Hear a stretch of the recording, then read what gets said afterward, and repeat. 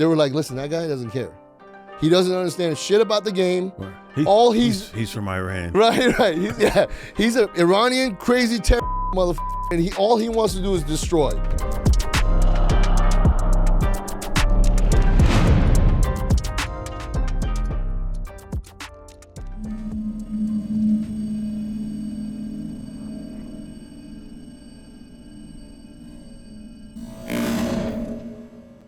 All right. Episode. I know we keep saying episode this and that. It's just because we're excited. But this is episode 8. Yes. It's exciting. I like counting. Yeah, I'm excited. Like we're going to be, at some point, we're going to be like, this is episode 825. Wow. You know what I mean? Wow. It's going to be wild. Could you imagine how much information that is? I mean, data's the new gold. So we're sitting there mining for gold right now. Right. Well, and also trying to put gold out there. Giving away the nuggets. Yeah. Giving away the nuggets. Not the nuggets that you guys are thinking about, so calm Yeah, we definitely don't give those nuggets. Yeah, we don't give those shit away. No, you have to earn. Those must be earned. Those are earned nuggets. Man, so I know we already talked about, I mean, the election shit is pretty much dried out. I mean. Well, I mean, we're almost there. We're like it's like the fourth quarter, 2 minutes, it's like the 2-minute warning. Right. And so now they say like the crazy stuff is about to start coming on. Because, they were talking about this October event, and we had a few things happen in October, so I don't know.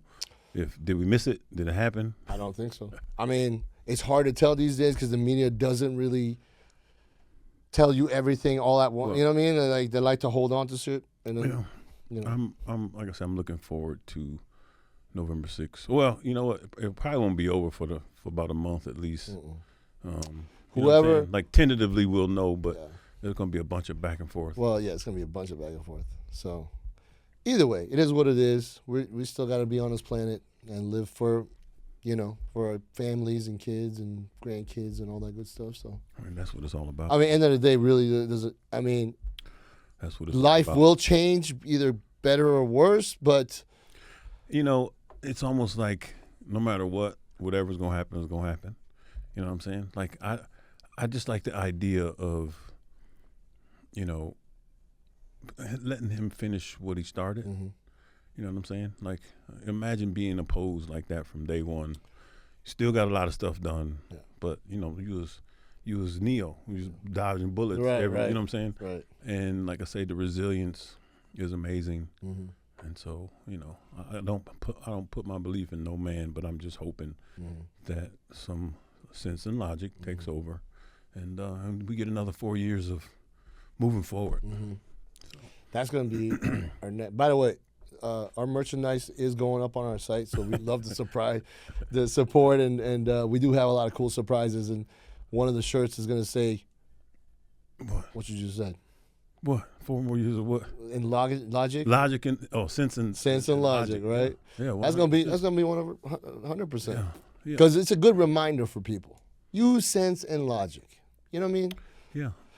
It's like so many things can get answered just by you taking a pause and going, let me use my sense and logic. Yeah, it's okay to believe, just verify. Yeah. So, yeah. Well, whatever happens, it is. I mean, we're gonna keep it moving. So. We're gonna roll with it. Like I said, I'm starting to trade. I'm very interested to see what's gonna happen in the markets. Period. Stock market, crypto market.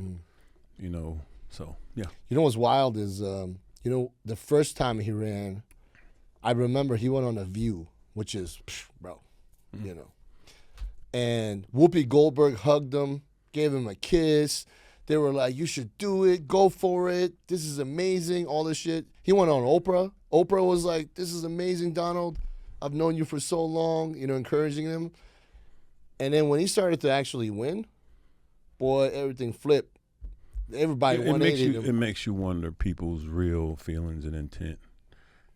Like I'm always about the intent when I deal with people. Mm-hmm. And so what is said in the beginning when you're trying to do it, whatever that thing is, and then what happens afterwards, either when the money starts flowing or the money don't flow fast enough, people's true intentions come out, and then you end up observing that and seeing it. I'm grateful to, to have some discernment to where now, whereas before, I'm an empath, And before I would just kind of go along, you know, because I'm thinking my feeling, the way I'm feeling is me, but it's really, you know, me absorbing that energy from other people and mixing it with mine, and then you kind of get things get kind of skewed. So learning how to protect yourself from that, and then be able to decipher, you know, to separate between what's you and what the other person's energy is trying to influence you to do or believe or whatever it is. So as an empath, learning that as soon as possible. You know, I didn't learn I was an empath till I was almost 50 years old. Do you hear music? I do hear music. Is it my phone? Your phone's playing music, son. I'm like, it was kind of going. Are we in the elevator right now? What it was kind of going with the like legit. I thought you did it on purpose. I'm like, you making this shit Jason, emotional, put some man. background music in there, folks. I mean, legit. I was like, what's in this fucking cappuccino, man? I don't know. I'm starting to hear fucking music in here. That's wild. And we're gonna leave that shit right in there. We ain't in this shit. No, it actually fit. It fit like perfect. You know what I mean? It wasn't like Master P or anything like that. I would have known. I would have been like, bro, what's going on here right now? Yeah, it's just crazy that you know, when they didn't think he was gonna win, they were one way, right? Because their intent was like, no, we supported him, but you know, he's not a politician. He's not this and that. Remember Eddie Murphy Raw? Oh, my favorite. When he was talking about like politicians. Who was he talking about? He fucking won? Remember that? It was like a joke. Dude, but then he actually won. He won. Who was he talking about back then? I don't even remember. Man, politician-wise? I know he talked about what they was talking about. He was just saying that he won, but he didn't win. He was talking about when Jesse was running for president. Oh, yeah. But Trump backed him back then. Yeah. Which is wild. Yeah, man. I mean, that's what I'm saying, man. Did you know that Trump got an award from the NAACP? Yes, I do know That's that. wild. Yeah. How you gonna be racist and do that? I'm like, what happened with that? Was it like now? It's pretty well. So you got all the people that are what you say 30 and younger, 35 and younger, who really don't. They just know. They just follow. So if you're 35, that means 25 years ago is how much Trump you know, or maybe 20. You know what I'm saying? And by then he was like full blown celebrity. Back, you know, we grew up when he was Trump the businessman, right? And he was hanging with celebrities. He wasn't quite the celebrity himself. And so all they know is the celebrity Trump. And then that way, that's probably why they're easily influenced, you know, one way or the other. You know what I mean? Yeah. So. It's like I said, man, the whole thing is just weird. The guy from Apprentice is, you know, what became president, and now he's running for a second. You know what I mean? It's wild. It's wild. But end of the day, see, here's the problem, right? The problem, not for us, but for people who don't believe in him, is that he did 4 years. And life was better. So right now he has Elon, who's leading in technology. Yep. Then RFK is talking about the health message. Can you imagine if they just all of a sudden banned all these harmful things that have been proven harmful, that are still in our, you know, if they just ban high fructose corn syrup, enriched flour, artificial colors. That's it. Just stop there. Just that right there. Yeah. That would just be insane. The whole country would be different. That would be insane. People would just think different. They'd be like, feel different. you know, obesity's dropped by 25%. In a month. Why? Yeah, right. I wonder what happened. Yeah, I don't know, man. That's kind of like my fantasy, you know, and you know, it could be totally wrong, but I'm saying, like, if you're leading with that as that's what you're running on, then, you know, like I say, you got Elon with the technology, and the communication, and then clean up the food supply, and I think that's a crazy step forward. If we could just work on that for the next 4 years, I mean, whoever comes after that, can continue forward. Yeah, man. I mean, listen, I don't care what side you're on. You should be on the side of America. Yeah. You know what I mean? The side of sense and logic. Yeah, there you go. That emotion stuff. Keychains. We're going to do keychains as well. I mean, I think about all the mistakes that I made in life was emotionally driven. It's like I acted on my emotions. I didn't think things through, blah, blah, you know, all that. You know who else does that a lot? Women? Yeah. Exactly. Like, they operate on emotion, which is why it's always crazy. You know what I mean? They don't that's why these young men now who are acting, just very emotional. Like, they always packing, You know, estrogen is fucking through the roof. you know, the guns and always packing heat. You know, always having ops. Yeah. You know, Yeah. like I didn't. Dude, Did you have ops when you was coming up? Brother, listen, let me tell you. Back in the day, like back in those days, you got a problem, you go work it out, Yeah. and then that's it. That's it. You know, on with life.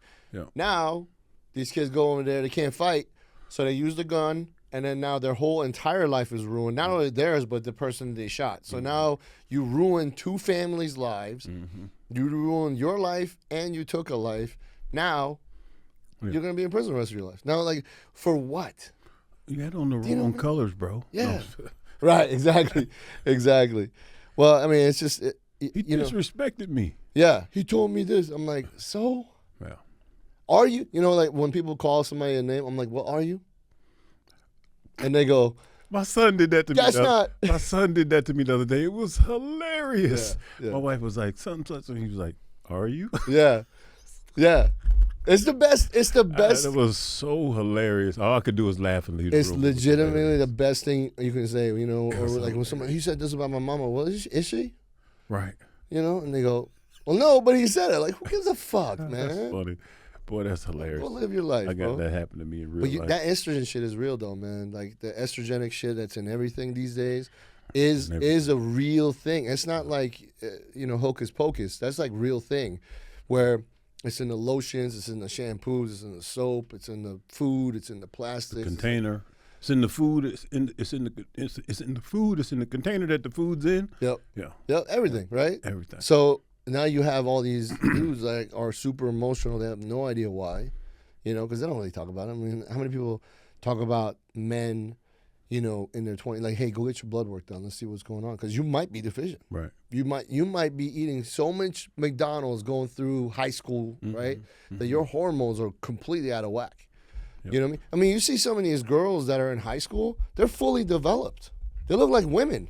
Before high school. Before, you know, but that's because they're eating all that fast food. Yep. Right? So it's not by coincidence, and it's not like a, you know, oh no, that's you know, theoretical and whatever. It's not. It's real. Like, you eat hormones and you're developing and you're upping your hormones, and it's gonna throw your natural hormones off. And There's a whole generation of individuals who have never eaten whole food. oh yeah. You know what I'm saying? Like, think about that. I wonder out of like 10. Never had broccoli. I've never had. You know what I'm saying? It's pretty wild. I wonder if we did like a poll, like out of like 10, ask like 10, you know, 10 guys that are in their 20s and 30s, 10 girls that are in their 20s, and ask them, you know, and give them a list. Like, have you had, how much of these foods do you eat? Well, you got like people who are vegan, right? Yeah. And they don't eat vegetables by itself. It's always some kind of dish that's been created. Right. It's just a different type of processed food. It just doesn't have animal protein in it. Right. And so that's kind of like, you know, pick your poison, basically. Yeah. Like, you got the straight carnivore people who won't touch a vegetable. And then you got the vegan people who won't touch meat. Yeah. And then everybody else is somewhere in between. In the middle. Yeah. Well, I tell you, man, that thing about hormones is super, super important. I know you do mentoring for men. I do too. And I just got this new client. And so I was talking to him, kind of getting the gist of, like, you know, what's going on, right? Successful guy. He built up a business, sold it, made really good out with it, right?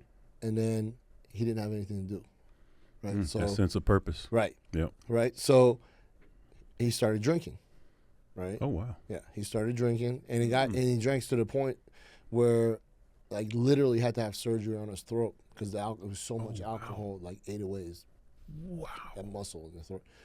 Anyway, so, you know, and he was referred to me by a childhood friend of his, you know, that was concerned. That said, look, Paj, you really got to help this guy. You know what I mean? He needs help. He needs somebody to. So I was like, okay, well, you know, who are your friends? Who's your circle, right? It's his mom and this one person. Okay? The other person is female. So he got two females that are the only people he talks to. Oh, wow. Yeah. And on top of that, for companionship, he goes on these sugar daddy sites and Oh, he wow. pays these girls to be his, to be his companion, to make him feel good and, watch I'm tracking movies you. with him and, Yeah, all I'm that. tracking you. And everything else too, by the way. I'm not just talking about movies, but I'm talking about everything. Just to Yeah, spend just time with him, companionship, right? whatever it is. Yeah. Right. And so I was like, okay, look, the path you're on right now is complete destruction. Complete destruction. Like, you're gonna end up broke. That's fast track. Yeah. And I was like, you're gonna end up broke by yourself, and you're gonna start having bad thoughts, like these suicidal thoughts that are not good. And he goes, I have those thoughts now. And I get it. I mean, I was like, of course you do. I mean, it's what you're telling me right now. Anybody that was going down this path would be on the same frame of mind. So I said, look, we have to revamp completely we got to break it down, rebuild it. Yep. Like, there's no patching up here. Nope. You know what I mean? So I said, okay, look, what I want you to do is, and one of my buddies is a trainer, you know him. And I said, what I want you to do is I want you to go see him 4 to 5 days a week. I want you to see him 4 to 5 days a week. So it's accountability, right? And I said, when you're not there, I want you to find something that you love doing, some kind of hobby, right? And if you're at home, you get the urge to get on the site and get one of these girls to come over, I want you to get in the car and drive to the gym. Fuck that. Go to the gym. Stop giving money away. And I said, you know what? And on top of that, when you're thinking about going to do, give those girls like $2,000 or whatever, I want you to take that cash, that $2,000, and put it in a jar. And put it in a jar. He might need a barrel. Right. And I said, and it's exactly. And I said, look, let's see how much money you've been throwing away. Okay? Now, you can take that money, invest in some new hobby, or buy yourself something for you. Right. You know what I mean? Right. Like as a encouraging thing for you. I was like, but you got to completely change, man. No more drinking. And I was like, we'll give you a meal plan to follow. And you know what's so crazy about this guy? This guy used to be in the military. Okay, so he's got a military pass. He used to fight MMA. So he used to train. He used to be in shape, So discipline's not his problem, mindset. Well, he's lost his way. Yeah. You know what I mean? He lost his way, and it got to the point where he literally ended up in the woods not knowing. Yeah. He's so used to taking orders or being guided. Yeah. Right. They told him, hey, go this way. All right. Yes, sir. I'm going to go this way. Do this. Okay. He became successful, got his money, came out, and then he was like, okay, now I can do whatever I want, buy whatever I want. He thought this is going to be life, and then quickly found out that's literally the worst thing that ever happened to him. If he would have held on to the business and just kept it rolling, he would have been way better off. You know what I mean? But I get it. I mean, I'm retired in 2016. Yeah. My first 2 years, I was just focused on getting my health back. And, and when I say that, it wasn't like I didn't even know I was unhealthy. I just knew something was off. You know what I mean? Right. And almost everything that I had going on was nutrition-based or lack thereof.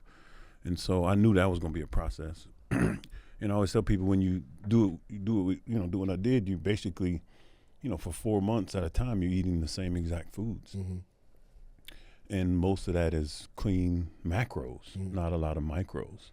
And over time, that compounds, and you end up malnourished. Now, most people are malnourished because the nutrients aren't in the foods that they're eating. But most people are eating processed food, so it's not in there in the first place. Right. I'm eating all whole foods, and it's not in there either. That's the crazy, scary thing. So that's what I'm saying. I hope, that something happens where, and I don't even know what RFK can really do because this has been going on since the 60s. Yeah. Before that, but they've been implementing the stuff that we're dealing with now, the stuff that we have the answers and the results to now, like fats and all that type of shit. We know that we have the evidence. We know more than ever. We have the evidence now. So flipping the switch back to, I guess, just banning all these things that we know are harming us is going to be like a giant leap forward in the industry. Yeah, people don't understand how good food used to taste back in the day. Now everything's kind of bland and, they have to put like fake what do you call it? Excitotoxins, which are the seasonings now to make you, make your taste think buds. it tastes good. Yeah. But like I say, when you get rid of all that crap and you go back to like the original substance, like the 5 ingredients or less, you really start understanding how good food really tastes. Yeah, it's a different thing for sure. I mean, everything starts with what you put in your body. Yep. You know what I mean? I mean, we talk about this all the time. It's, you can spend all the time in the world in the gym, but if you're not paying attention in the kitchen. Yep. And it's also not just what you're consuming physically. It's what you're consuming with your eyes and your ears. You know what I'm saying? Like all those things become a part of you. What you listen to, the music you listen to, all that type of content stuff. You watch. It kind of forms or attaches itself to you. And sometimes it changes. Now, I won't say it changes your character, but it changes the way you act. I know for a fact, I mean, I'm sure you know this too, but, guys that get addicted to like porn, it's been shown, it's been proven already, but their brain changes. You know what I mean? So they become numb to intimacy. Right. Yeah. Right. Yeah. So. It's crazy because you become warped. Yeah. And you become when I was out there, when I was dancing and all that type of stuff. Yeah. There was, being a preacher's kid, there was something inside of me that was screaming, "This ain't what you want, player." You know what I'm saying? Like, even though I was like, you knew better. I was top of the food chain in the equation. Yeah. And I was just like, this is not realistic. This is not sustainable. I don't want to view the world in this way. Yeah. You know what I mean? Right. And so that's when I quit and just was like, I have to force myself to stop, because if I get any more addicted to this and it becomes my reality, then all bets are off. I mean, there's things that, look at the Diddy situation. Yeah. That didn't go from, that was years after year after year. Like, how much bigger. more stuff can I get away with? And the monster, the beast, keeps getting bigger and bigger and bigger and bigger. Yeah. Well, they said, we talked a little bit about the parties and stuff like that.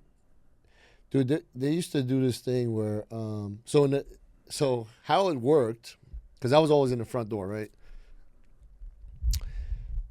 And then his backyard was like stage 2. And then they would upstairs. They would pick who goes in the house. Okay. That's where all the shit.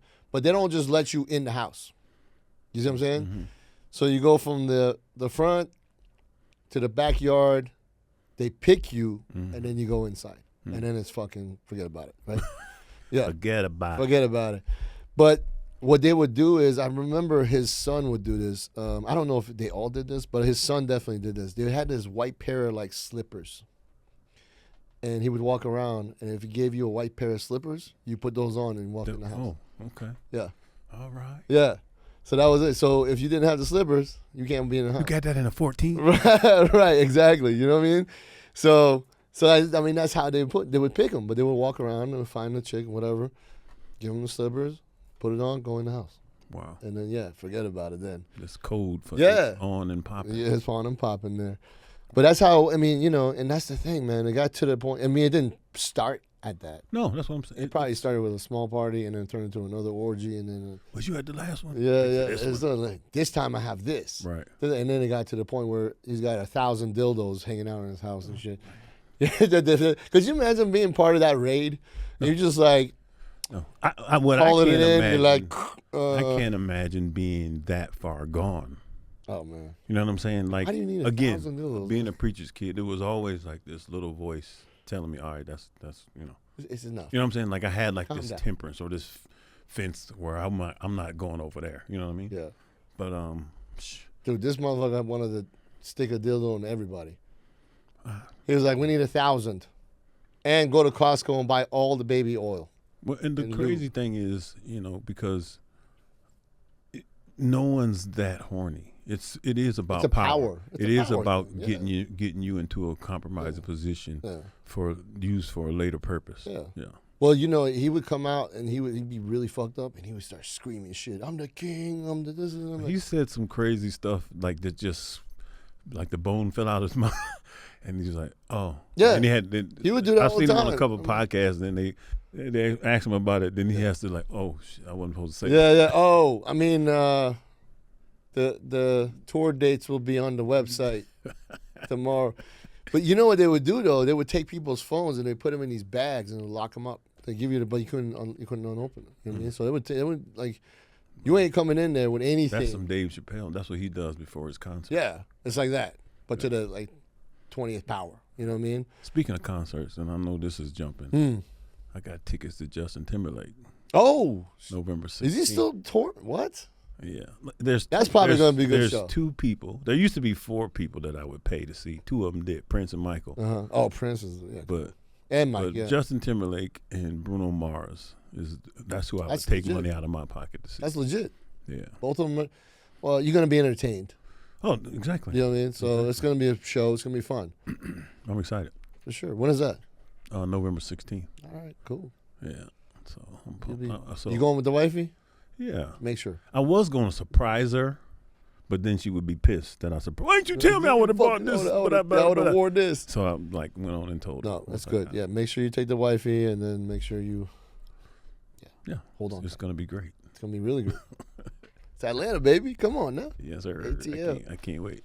All right, back to the subject. Yeah, I mean, that just reminded me. Yeah, I just remember the slippers, and I was like, "Oh shit, I forgot about that." Yeah, it was weird. It was weird. Like you knew, like we're big energy people, man. Like I knew I didn't want to go in, right? Because I was like, "What's going on? I'm gonna have a problem with that." To even see it. Oh.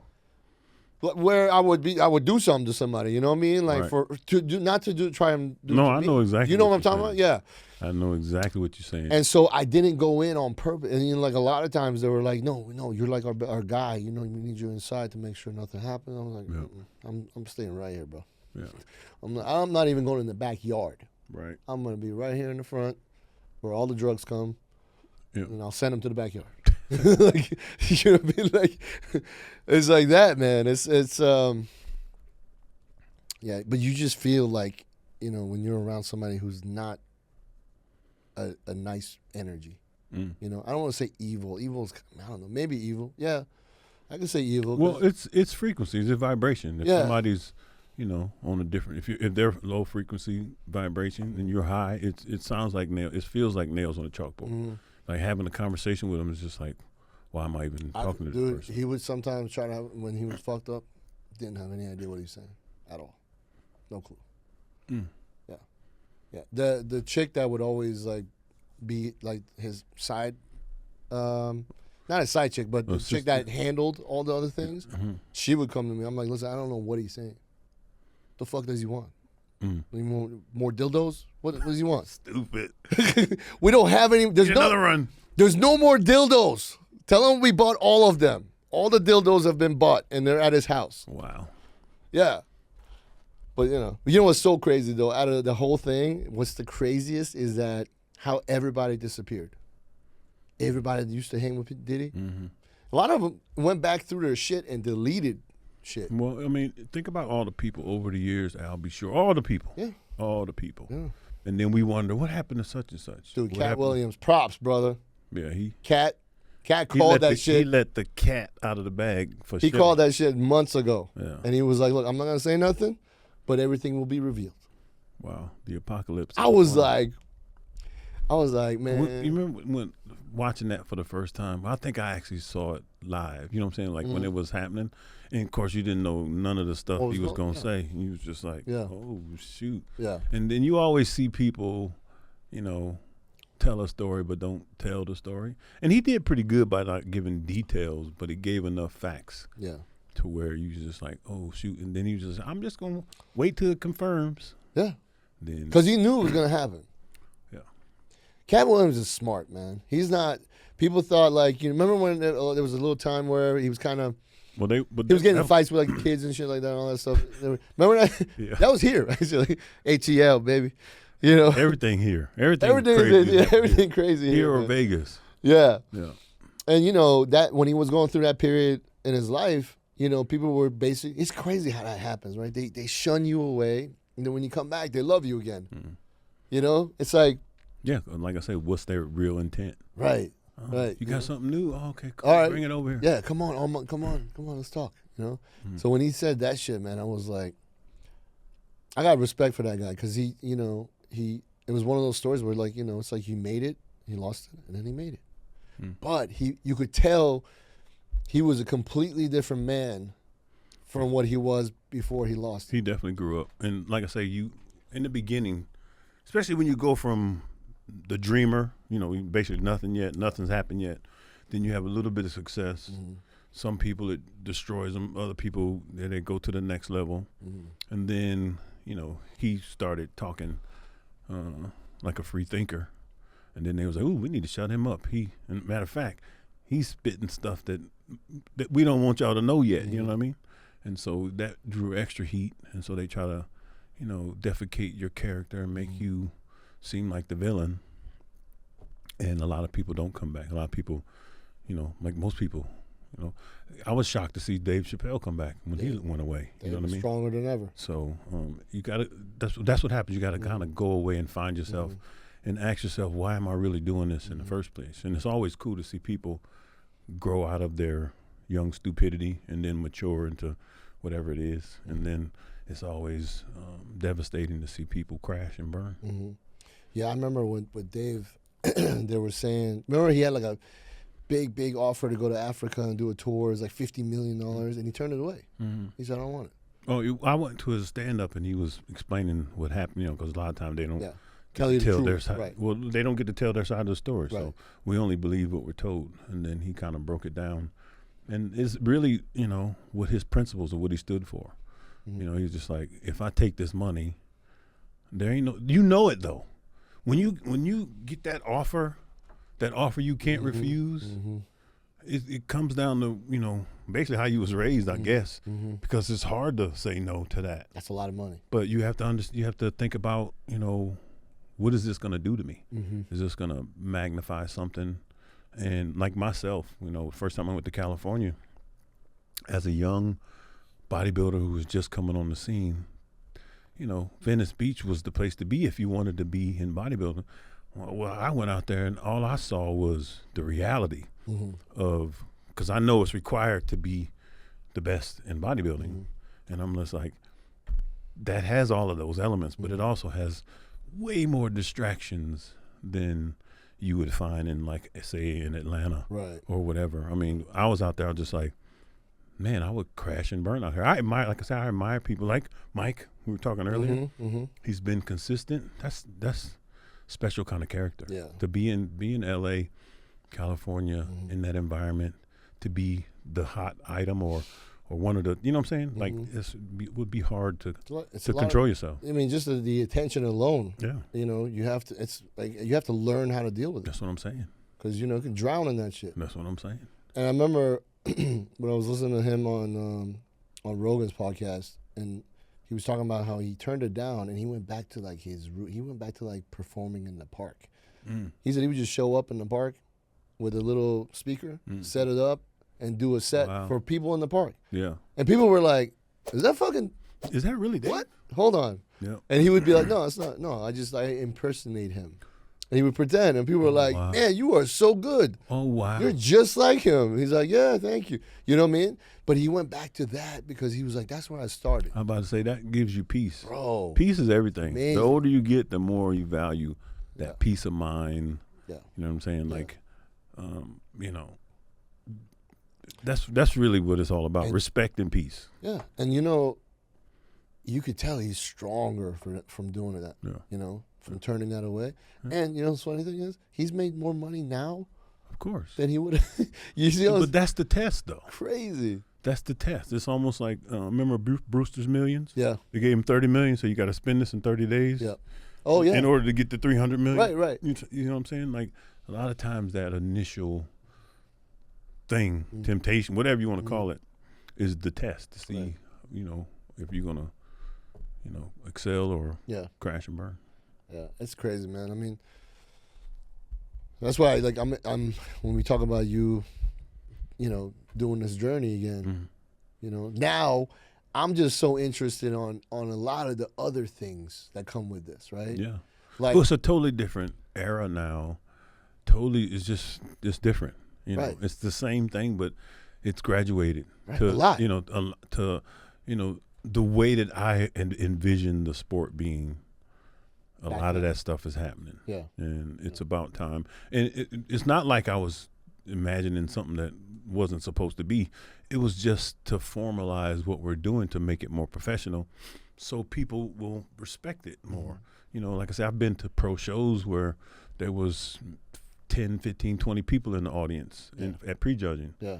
You know what I'm saying? Like, and it's like then everybody comes to the finals. So you want to keep that the level of quality, which I think now, like all these shows are high quality shows. Yeah. You know, Yeah. and Even the local ones. that's what I'm saying. Yeah. It's like it's graduating to the next level. So and I'm so glad to see that, because now that the judging's so spot on, I think it's gonna bring a lot of people who were, you know, saying I won't compete because of the politics or whatever. Yeah.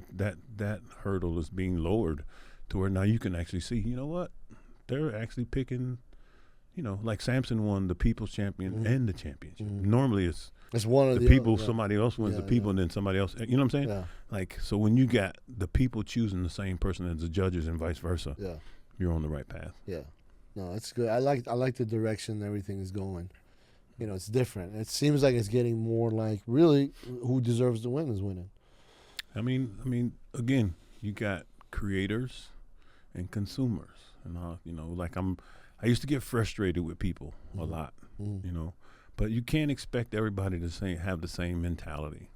And I call them NPCs, non-player character, because they're in the game, but they're not moving the game. They're not creating or manipulating the game. They're just a part of the scenery. That's why a lot of people say we live in a simulation, is because you have people that are creating our reality, and then you have everybody else who are existing in someone else's creation of reality. Yeah. You know what I mean? Yeah. So, Just like the Matrix.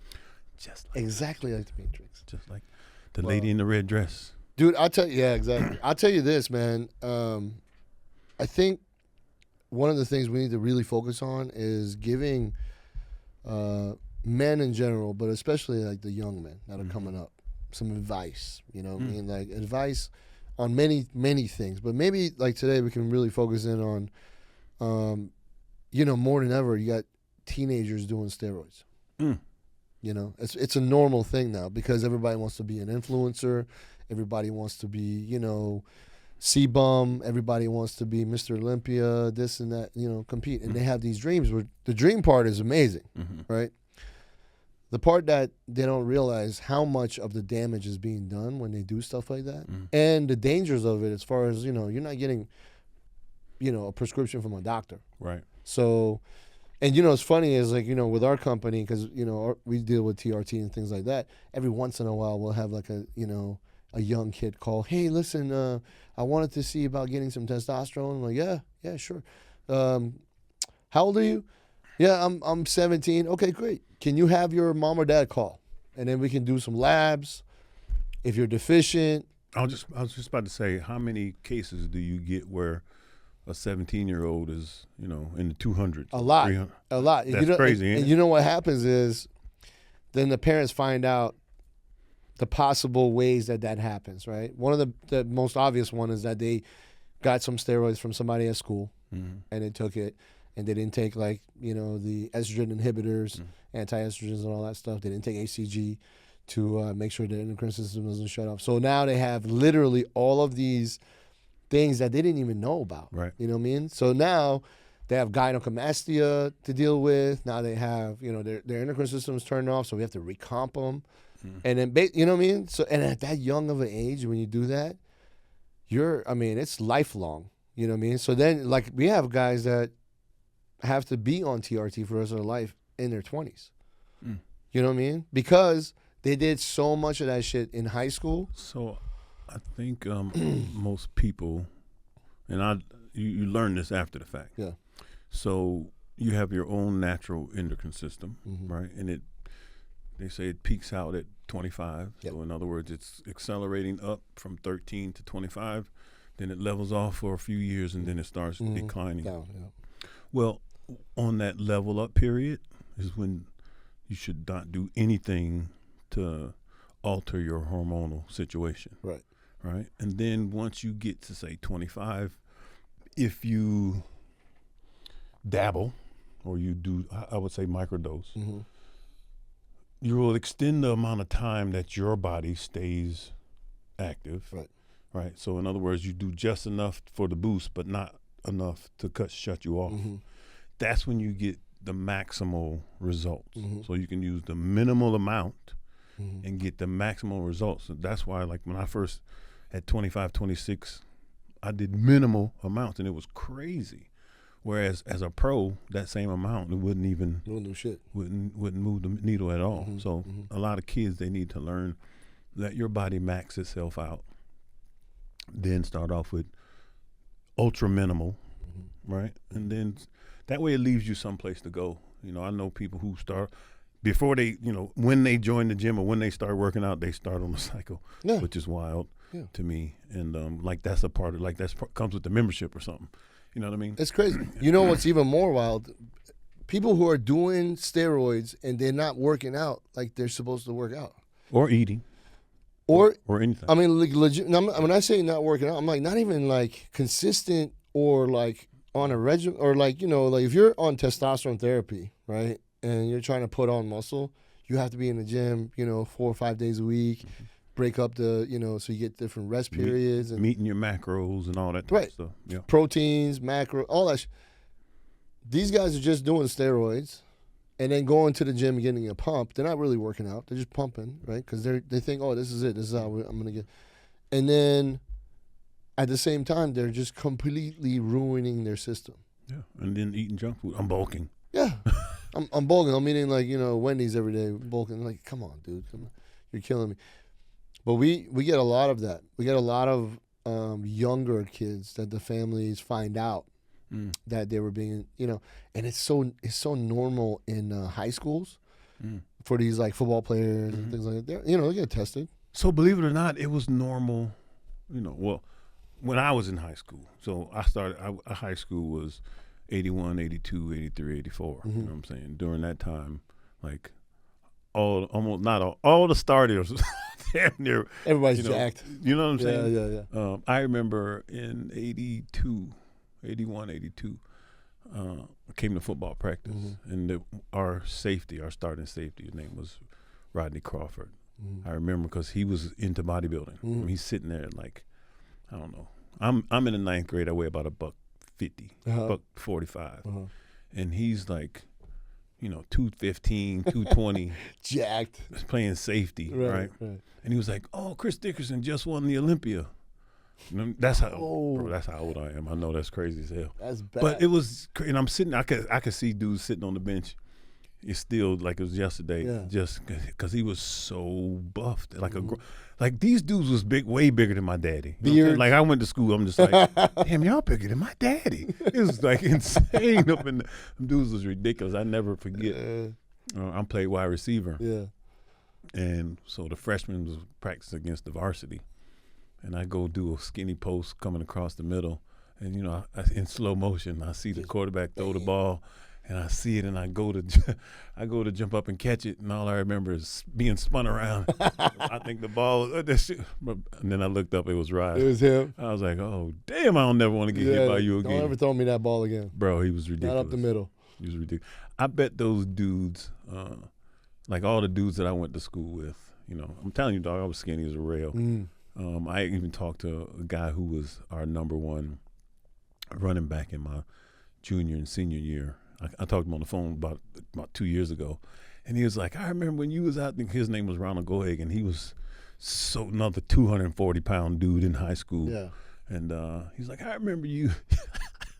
It's just funny because they saw me turn into the X-Men, you know what I'm saying? And it's like, damn, I went to high school with that dude. Right? Because they're over there going like, dude, you see that guy? Yeah. He played football with us. Yeah. He was not like that. You know, I was 6'2", 150 pounds playing defensive end. Oh my God! Freshman and junior year in high school.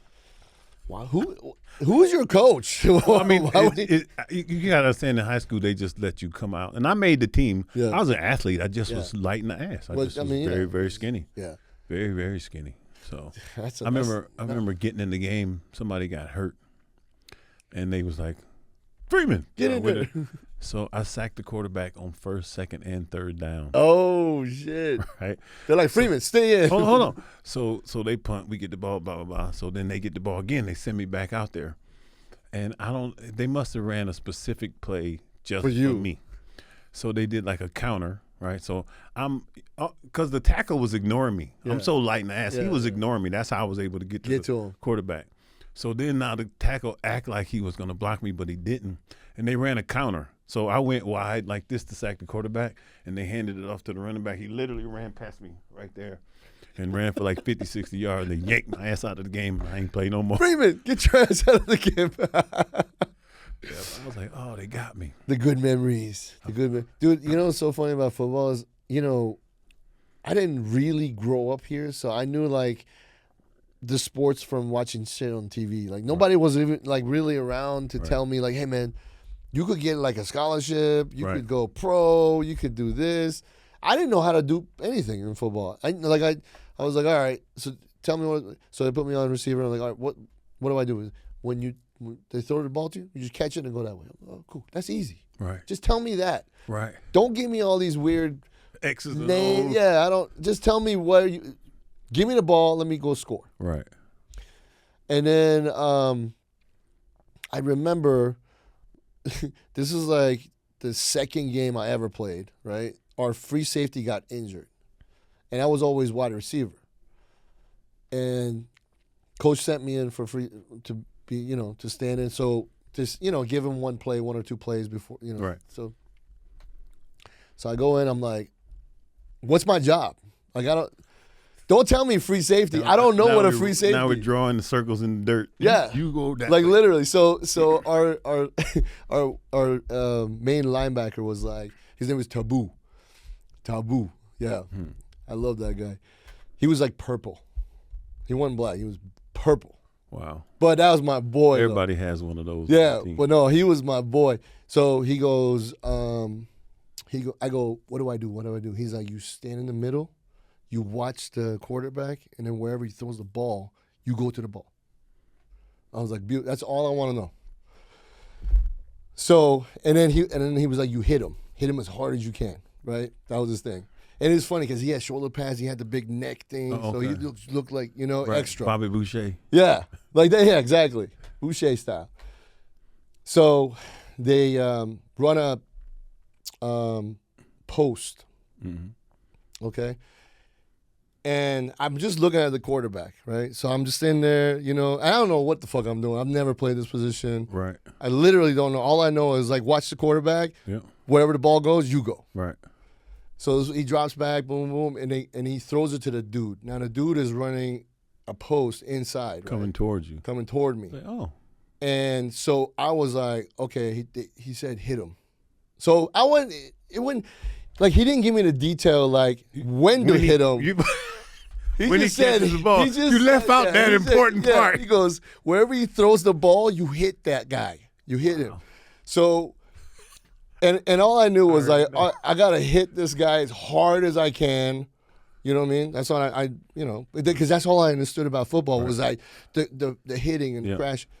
So dude, he throws and this dude goes up for this ball, man, and I'm like, as the ball is coming, I'm coming. Right.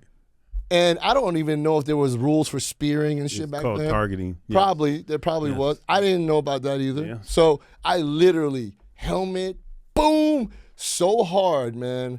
Not only was he out, I like got up and I was like, holy shit, that was a collision. I was basically hitting people as hard as I could, like almost trying to hurt myself by hitting them so hard. Car crash. Right. And you could hear the whole crowd goes, oh, the whole crowd.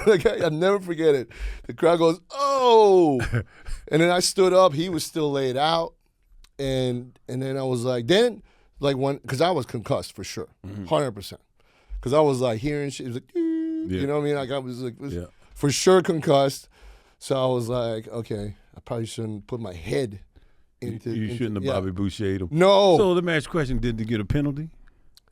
Or Probably. I don't even remember. Did you get there before the ball got there? I don't remember, man. I don't remember if I got hilarious. down. I remember the crowd, and I remember took like 5 or 6 minutes to get this guy off the field. You know what I mean? I mean, he finally walked off, but he was fucked. He didn't come back. Yeah. And this was a home game, so the coach loved that so much, right?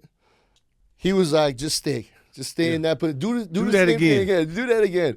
So I became as the free safety that was literally like, they were like, listen, that guy doesn't care. He doesn't understand shit about the game. Right. He's from Iran. Right.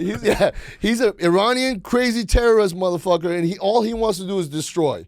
He doesn't want to score. Ali Akbar to me. He's like legit. He was like, dude, if I could wear a turban around my hat, around my helmet, I would fucking wear it. That's racial. But no. the funny thing was, like, I remember there was like a running joke, I guess in the county or whatever, and they were saying like, that guy doesn't understand anything about the actual game. Right. All he understands is violence and destruction. Yeah. And then it came out that I was Persian on top of that. So obviously, he's Middle Eastern. No shit. No wonder. He's been doing that since he was born. He's been blowing shit up since he was born. It's cool. Pulled my vest. Yeah, like legit, man. And that's how I learned about football, man. I was like, and then when I got, finally when I was like, senior,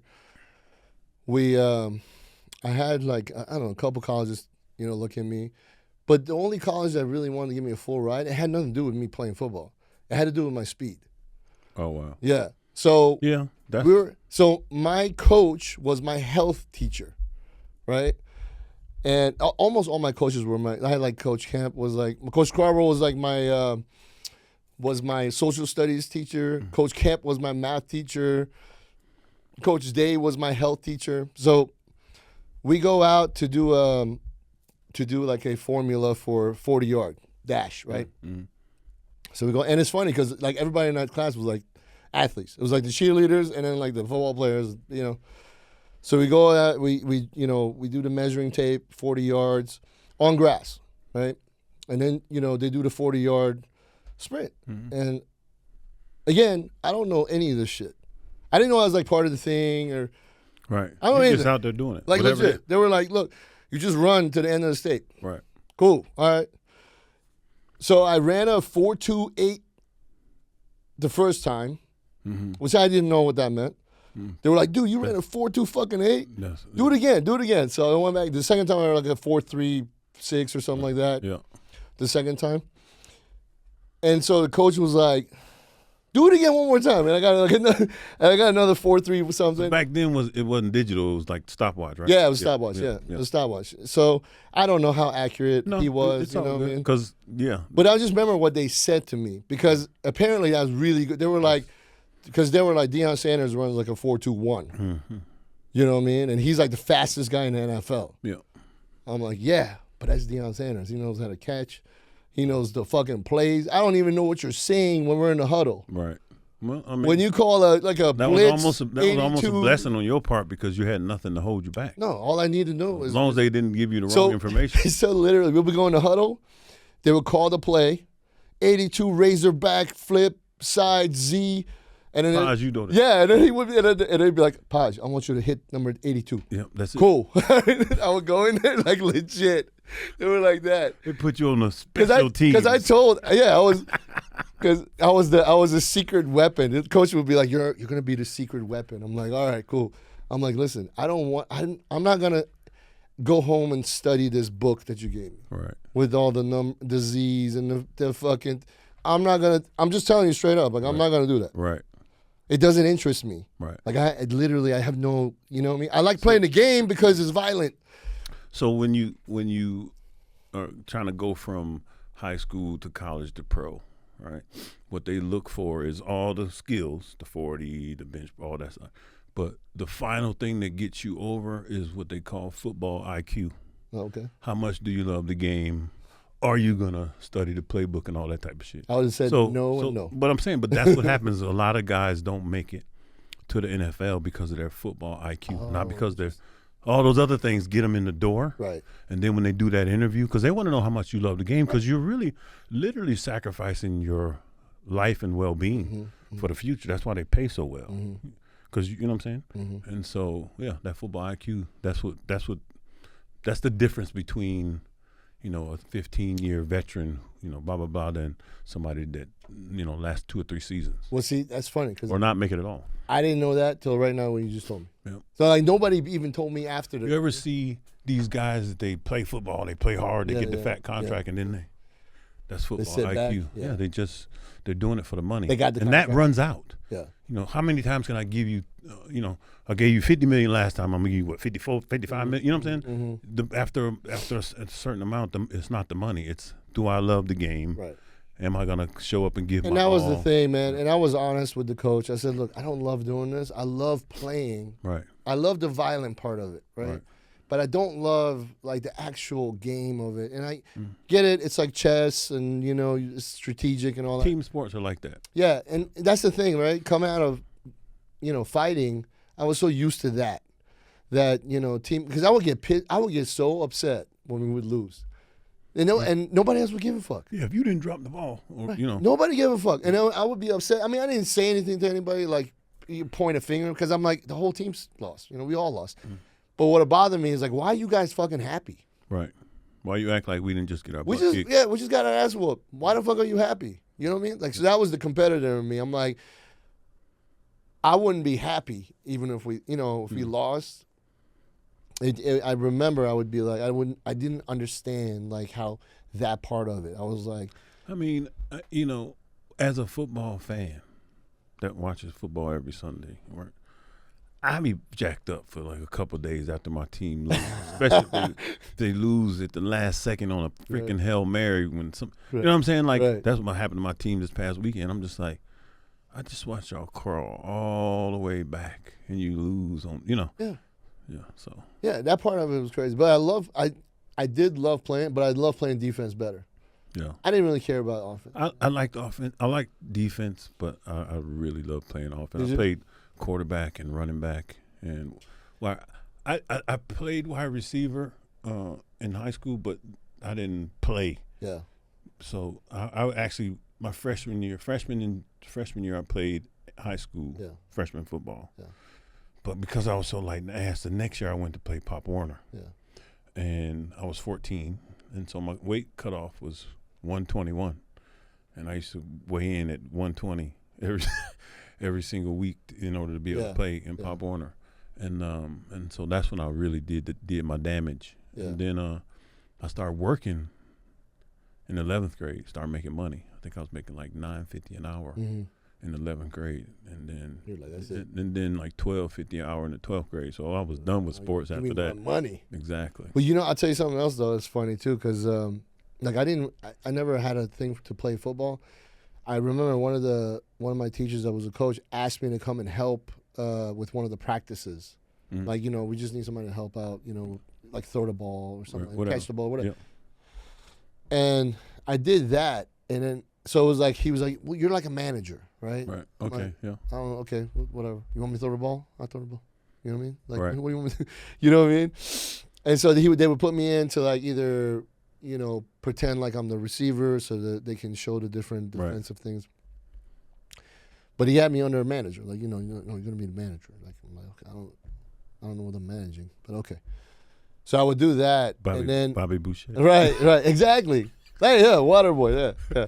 I wasn't water boy, but I was like manager, whatever the fuck that is. But after that class in health is when they were like, all the coaches got together, like, look, I was there. Just put a helmet on him. Yeah, they were like, yeah, that's exactly what happened. They were like, listen, just let's just try some shit. Yeah. Because they were like, he's so vast, like, we should at least try. So I wasn't a running back, but we would run this end around play, and every time, I would 25 yards, 30 yards, touchdown, you know what I mean? And then they would put me on special teams, on the returner, you know? And they'd be like, catch the ball and go. Like fucking Forrest, catch the ball and go. We had a guy like you on our team, offensively though. Yeah. His name was Keith Corpenine. He had moved from Germany. And we was out there with the stopwatch running the 40. And we had some really fast, 4.3, high 4.2 guys. Yeah. So Keith comes out there. He's used to playing soccer. They didn't play football over there. So he lines up and runs like they said it was a 3.9, right? Which was, they made him run it like 5 times. Oh, so I think he ended up in the low 4s. Yeah. But Keith was so fast that they had to, so they tried him at every position. Yeah. But he just wasn't a football player. Yeah. He just was super fast. Yeah, he was just fast. So he was playing tailback, and so they're going to run like a sweep. So the quarterback hikes the ball and just pitches it, and you catch it and run. Just run. So he was so fast that the quarterback would say hike and go to pitch it, and he'd be all. You have to throw it to him. So they made him have to take a step this way first and then go that way on a sweep. It used to be so hilarious. It's so funny to watch how fast he was, almost like running out of his ridiculous. shoes fast. Yeah. And it's funny because then I was like, that's when you don't have control of your body yet. You know what I'm saying? That ninth you just go. grade, that testosterone kicks in. You just go. And it's like you don't even know how to drive the car yet. Yeah, you just like gas. And like, oh shit. I mean, that's how it was. And then I got a full ride to go. I got an offer to go to Georgia Southern. Really? And I went down there and I looked at the campus and all that shit. We went there for a whole weekend. But man, I just didn't feel right. I was like, I'm just not feeling this, man. And we went to the stadium and it looked cool. I was like, yeah, it's cool. I'm sure it's cool, with all these people. Then I was like, it literally didn't do nothing to ignite any kind of, like anything on it. When somebody loves football and got the same opportunity, they would feel that thing that I didn't feel. Right. I just didn't feel it. Yeah. And so I knew it wasn't for me. So I was like, okay, amazing, but it's not for me. Right. And if I commit, then I'm committing 4 years of my life to this, right? So I'm not gonna commit and renege on it and stop after a year. I'm not gonna, because that's the thing with me, and I know myself, so I'm like, I wouldn't quit. On high school level, you can get away with on just your talent, probably. Yeah. College is a lot harder, and NFL is damn near impossible. Brother, the book was like this. Yeah. You know what I mean? It's so much.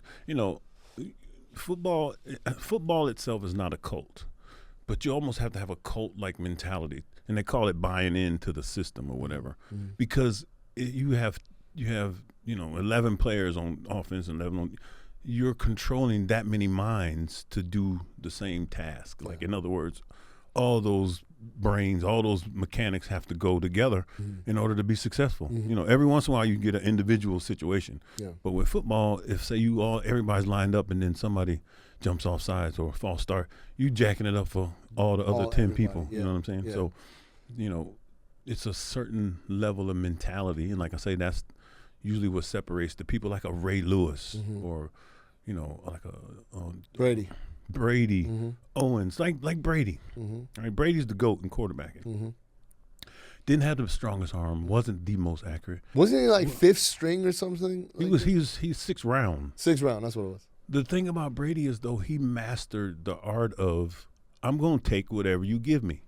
So either you give me nothing or I'm taking everything. You know what I'm saying? Like if you, whatever crack you give me, that's what I'm going to exploit. And he did that his whole career. And I mean, every once in a while he would get he got a Randy Moss, but usually he just had good enough players. Yeah. And he basically didn't try to place hero ball. He never tried to put the team on his back himself. He would take less money just so you can actually afford to pay other. You know what I'm saying? Like that's the mental. That's why he's the GOAT. He's the best ever, right? Which is crazy because there's been so many great. But that's what I'm saying. He wasn't the best athlete. Right. He just figured it out and was able to humble himself without even having to pretend like he was humble. He was like, you know what? I'm gonna just take what they give me, And if you talk to all the top defenders, and they say who's the hardest person to play against, they'll say either Peyton Manning or Tom Brady because they knew what I was supposed to be doing. Yeah. Those guys studied the game so hard they knew where you were supposed to be. You know what I'm saying? Yeah. And Ed Reed tells a story about how he studied Manning and Brady to where he knew everything that they knew. And he would literally use their own stuff against them. Like he said, there's one particular play, he always shows it, Peyton Manning, he looks the safety off. So Peyton would drop back and then look off, and then Ed would turn his body like he's going in the direction. And as soon as he did that, Manning would throw the ball. So he would basically watch him turn. He said, I would just do it like a U-turn. So I would turn, he would throw, but I'm already on my way to where yeah. Man, he used to get him. See, that part of the game I love because it's like strategic, you know. Yeah. But what I knew is this: it's a team sport, and it wouldn't be fair to the rest of the team if I'm not all in. No, you got to be. Yeah. So, you know, could I have gone there and played and had a, you know, the whole college football thing happen, and then who knows, maybe, you know, like whatever. It would have been fun, but you know, the truth would have came out, and you'd have been like, you know what, this is as far as I want to go. Right. And that's the thing. And you know, it's funny because there's a part of me who was like, what if I go to the NFL and I hate it? And I'm like, but I'm there because of the money. Now it's like, now it's even worse. Like I sold out. Now you're a prisoner of your own situation. I sold myself out. Yeah. Right. So I said, no, for the money, I'll pretend this is good. You know what? That's why you got a lot of guys who, like I say, they play hard. They get drafted or not. Yeah. They play hard for 2, 3, how many ever years? Usually it's 3 to 5. If you're in the higher rounds, they give you up to 5 years. Yeah. And if you're in the lower rounds or undrafted, you got to prove yourself in the first 2 years or you're out. Yeah. And so those guys, they go all in, get the contract, and then be like, this is all I ever really wanted. And then their play just goes off a cliff, and you be like, damn, what happened? He's still talented. He's still got all the tools. It's just he checked out. Yeah. Mentally. And by the way, before you guys go crazy, I'm not saying that I would have made it to the NFL. God damn it, because you know that some people are like, oh, you think it's that easy? No, I know how hard it is. Actually, our business, we work with a lot of NFL players after they're retired to help them heal from all the damage they took. Mm-hmm. So, you know, I mean, that's part of our therapies that we do with our hormone therapy company. But, you know, if I didn't have respect for the game or respect for, you know, the people that are on that team, then I would have said, fuck it, I'm gonna do it, and, you know, I'll do it for myself. Right. But because I respect anything that I do, no matter even if I love it or not, I respect it. If I'm doing it, I respect it. And the thought of me not being 100% in when the rest of the team is 100% in, and a lot of these guys, they probably, you know, who knows what they went through to get to where I'm at. Right? So it wouldn't be fair. So that's why I said no. You know, I said no, and the coaches tried, you know, they tried pretty good to get me to go there. And I, you know, in the end, I just told them, I said, Coach, it wouldn't be fair to you or the team if I played. It wouldn't be fair because I'm not all in. Right. I don't love this. The thing is, as a coach, you know, your job is to identify talent. Yeah. And so a lot of coaches will look at somebody that's super talented and be like, oh, I can fix them, or I can do whatever. Yeah. And a little bit you can, you know. But then you have guys who aren't like Brady. They're not super athletes. They just love the game so much that he was like, you know what, I'm just going. And you see now what he had to do. He created TB12 or whatever. Oh, yeah. And now he has that whole system to where if he was pushed to it, he probably can get out there and do it now. If you give him the right line, I'm pretty sure he can get out there and do it. For sure. He's one of those guys. He ain't outrunning nobody, but he never did. And he knew that. He wouldn't even try. He never did. Yeah, he wouldn't even try. There's a few games where he took off running, everybody was like, what the hell are you doing? Get your ass back there. What are you doing? So, yeah. Yeah, I mean, that was my football experience. So, you know, I did it because I thought that's what you do in high school, to play football. I mean, that did get, you know, in football, the football and the basketball players got all the play. Yeah, I wasn't tall enough for basketball. All the play. I was, in high school, I was like 5'10". I was one of them tweeners. I wasn't tall enough for basketball, and I wasn't big enough for football. Yeah. No, I mean, I was big. Well, I don't know, was I big? I probably wasn't big. I don't know. It's weird now. I can't really remember if I was. I wasn't how big I am now, but I was probably 5'10", maybe 175 pounds, something like that. In high school? Yeah. Gee, that's swole. Yeah.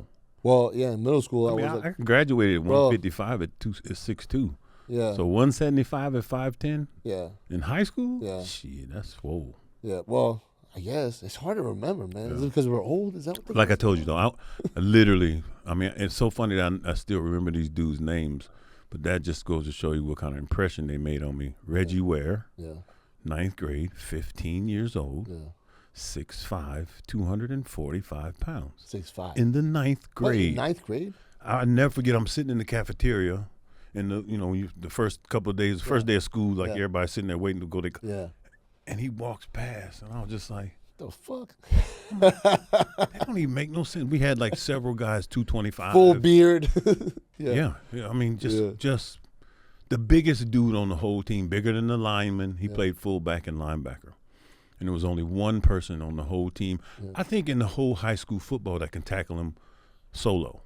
I've only seen one person, and was the smallest dude on our team. Ankle. His name was Eric Bartlett. I wish I could see these dudes, but he was like, hey, if he was you guys like are out there, man. He was maybe 5 foot tall, maybe 5'1". Oh. So remember on cartoons they had the mouse and the elephant? Yeah. It was like that. Whenever you could see Reggie coming, you see Reggie take the handoff, and he gets past the linemen and linebackers.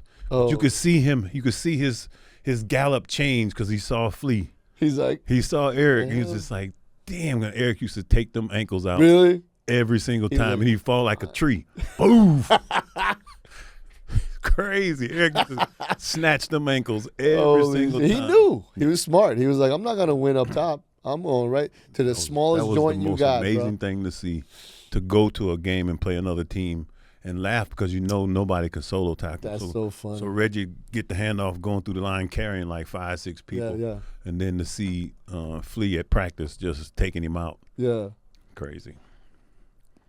If you guys are out there, all these guys that he's talking about, hit us up. Like I say, I can't even believe I can remember these guys' names.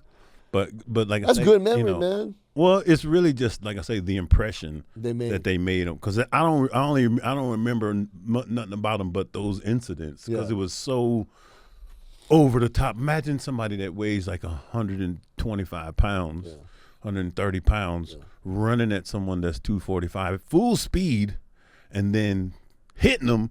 And they fly up. I mean, it was like crazy. Dude, I remember there's a couple guys I remember on that team. I remember this guy named David Wint. And David was a running back. So jacked. He was on all the sauce. Yeah. All of it. You know what I mean? But he was so jacked. That was like, that was before like, me learning about steroids. It was D-ball and salt tablets. That's what them dudes was taking. Like legit so jacked, right? And that was a running back, right? And he was probably like 5'7". He probably weighed like 230 pounds. Shredded. Bowling ball. Bro, shredded. You know what I mean? And I remember one time I used to lifeguard in the summertime, right? And I was always in shape, So even though I wasn't like huge, I was always in shape, had abs and stuff like that. So I would lifeguard in the summertime. So I'm lifeguarding at this neighborhood, and here comes David with his girlfriend into the pool. And he takes his shirt off, and I'm like, bro, what the fuck? And he's like, and he's never seen me with my shirt off like that. Mm-hmm. He was like, dude, you're in shape. I was like, yeah, but you're on the pharmacy. What the fuck? You know what I mean? And then they were trying to give me that shit. I was like, no. Because back then, all I ever knew about steroids is it makes your dick shrink. Mm. Which it doesn't. But that's all that was the rumor, right? Yeah. The rumor was like, makes your dick shrink. I was like, no, I'm good. I'm going to keep my everything it will make your balls shrink. Yeah, sure. Right. You get atrophy because, and that's if you don't take ACG. Because if you do ACG, then you don't have to worry about that either. But back then, there was no Google for me to hold on, man. What is this? D-ball? D-ball. What is this here? You know what I mean? Now you can do that. Back then, steroids. Okay, no, I'm good. I'm good. You know what I mean? Remember, like they would say, like Mountain Dew would make your dick shrink because it's got yellow number 5 in it. Wow. Yeah, and people will be like, "I'm not. You drinking Mountain Dew? No, look at yellow number 5." I'm like, "What are you, a fucking biologist?" Wow. Who said that? But to be honest with you, like I said earlier, we're just now discovering all the things that all those elements do. I'm pretty sure they knew before they put it out. But what I'm saying, we're learning, the damages that high fructose corn syrup and artificial colors do. Well, I never drank any yellow number 5 either. No. Just in case. I didn't. I've had maybe half a Mountain Dew in my life. It's not something that I like. It's not the best. But yeah, that was my football career, man. It was a memorable time in my life. I had a good. You know what the best part though that I remember enjoying the most was the way it felt. You know what they call it, the Friday Night Lights? Mm-hmm. The way it felt. Yeah. Like I was like, oh, it's game day. Like, Yeah. like I felt like I was going on a fight. Yep. You know what I mean? Yep. Like that same feeling I had. Coming out of the tunnel. I mean, the whole experience. I loved it too. Again, I didn't play later on, to the higher levels, but I mean, even in Pop Warner, Yeah. I remember the last game was the Turkey Bowl, which is like the Turkey Bowl, championship, yeah. Uh-huh. and the other team didn't show up. I was so What? pissed. It was like 35 degrees outside. Oh, they were like, fuck that. The other team didn't show up. We had played them 2 times in the season, And beat 'em. beat them both times. Yeah. So they didn't show up. I was mad because I was going to play tailback that game. I was like, well, I'm about to Oh. get 300 yards. You're ready. Yeah, and Oh, we that didn't even sucks. have the game. So Yeah. No, I mean, I appreciate all sports, but, like I learned that team sports is not my thing. yeah, Because it makes me mad when we lose because other people are not 100% in. Huh. You know what I mean? And you can see who's not 100% in, yeah. And so that's why I stuck with what I stuck with. You know what I mean? It's almost like you had the entrepreneur spirit. You know what I'm saying? As a kid, Yeah. and although as an entrepreneur, especially if you're going to scale, you need a team. But in the beginning, most of it's going to be on you. Yeah. And how you set up, your daily habits and all that type of stuff, the way you establish the company, set it up, then you create the team. Mhm. So, and you're also the captain and running the team when you do it that way as well. Right. So That's right. that's probably why you're Yeah. a successful businessman Yeah, the way and you are. seeing my dad too. My dad was always like that way too. So that's why I kind of learned to be that way. I knew, like I mean, we talked about this, but I learned very early that I can't work for anybody. Oh, You I know? learned that at 12. That's I learned that I knew I knew I was gonna be my own source. Yeah. You know what I'm saying? Yeah, At a very, very young age. yeah. You learn very quick. I mean, if you pay attention to yourself, you learn a lot about yourself. Yeah. You don't get caught up with other people's influences, but you Mhm. just pay attention to yourself. What When makes you happy. when I got into bodybuilding, in the beginning, I followed the crowd, Mm-hmm. but I kept bumping my head. I kept trying to do what I thought I was supposed to be doing, and I wasn't getting the result. Mm.